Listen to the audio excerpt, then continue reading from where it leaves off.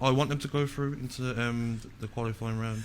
I'm in a good position. I enjoyed England's performance yesterday. I thought they were excellent, and I'm watching that Wales game last night, and I'm genuinely wanting Wales to win. I do. I want the home nations to do well. I do. I mean, it's good for us as well, to be quite honest. It gives us plenty to talk about. So, but I mean, Cundy's unbelievable. He's just the biggest. He pokes away, he's doesn't he? Wind-up. Yeah, you know what he's doing. But Gabby, you've had your fair share to say things about Wales, in particular Gareth Bale. Yeah. You were saying that he wouldn't get into the England squad, that there were other players that haven't even been in this 26-man England squad that would get in ahead of Gareth Bale. Do you still stand by that? After his performance last night, definitely. I thought he was the worst player on the pitch for Wales. Worst player? 100%, and people will back me. He couldn't do anything right all game, and he popped up what he does. Big moments, big goals with a penalty. But every time he got the ball, he was giving it away. You know, he was giving it away, and he had to chase back. To be fair to him, he was giving it away, but he was chasing back to win it back.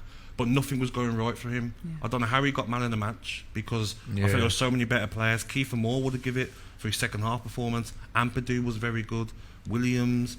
There were so many better performances for Wales than Gareth Bale. I thought because he scored, it's like, all right, man of the match. No way he should have been man of the match. He's got to up his game for the next two games in the group, because I thought he was poor. So I stand by my comment at the moment. I don't think any of the Wales squad of players get into England's best 30 players. Do you think he's right?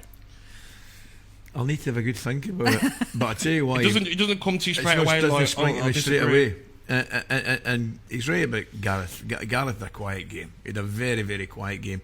But the one thing about Gareth Bale is you can you can rely on him. That's why he kept him on. Coming he knows he's going to come with a moment. It's a big moment in him. Yeah, big moment player. It's a big moment in him. And I keep going back about it, and you and I were talking about the penalty. Of course Zimmerman's naive, of course he is, Gabby, but Bale's brilliant. Bale knows. He can feel him coming, and he knows, I've just got to get this ball first. I've just got to get him a toe, because he's coming right through me and it's a penalty. And he's clever. And then you must admit, as soon as the referee points to the spot, there's only one man taking it. Yeah.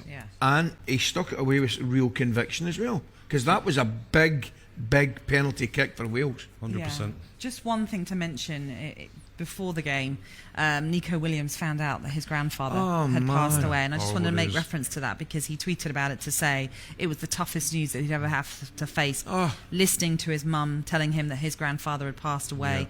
And he said to crying all day to start in a World Cup game was extremely tough, but he says, I got through it from the support of my teammates and family, and you know, he put in a great performance. He was outstanding. Brilliant. But you saw the emotion in him at times. No wonder. The energy showed, Natalie. The energy showed on that left-hand side, getting Wales up the pitch. He was defending, he was trying to create attacks. I thought he was outstanding, and you could see his frustration when he got brought off as well. It was like, I want to give more, I want to help get Wales the equaliser. So isn't that amazing though, Gabby? You talk, and Natalie, we talk sometimes, we watch games of football and we say the old saying that you see all the time, it's a game of two halves.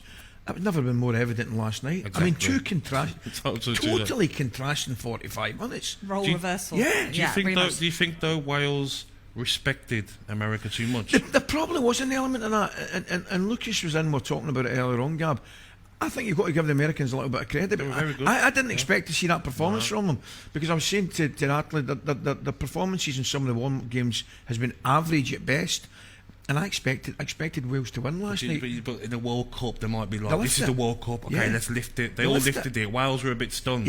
Started to sit back a bit more. Couldn't get out. Couldn't string any passes together. Half-time comes. That was a great finish as well, by the way. It was a brave substitution from the manager. You know, he thought, Dan James, you were wherever the ball wasn't. You know, he was running into players. He couldn't do anything. He took him off. Brought on Kiefer Moore, and he changed the game. He could hold the ball up. He could bring Wales up the field. And maybe Dan James now is used as an impact player. 20 minutes, 15 minutes to come and get the team up the pitch. You have to say in that second half performance, one of the first names in the team sheet would be Kiefer Moore.